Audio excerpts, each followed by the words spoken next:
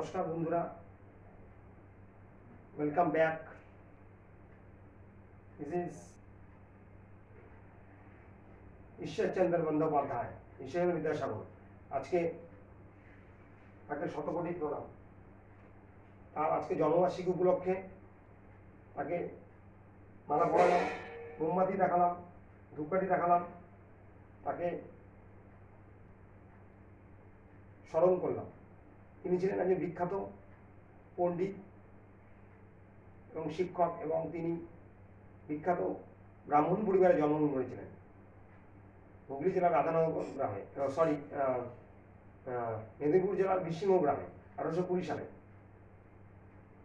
তিনি বর্ণপরিচয় লিখেছিলেন, তিনি কথামালা বোধায় লিখেছিলেন, তিনি মানুষের জন্য অনেক কাজ করেছিলেন, তিনি ছিলেন সমাজ সংস্কারক। তিনি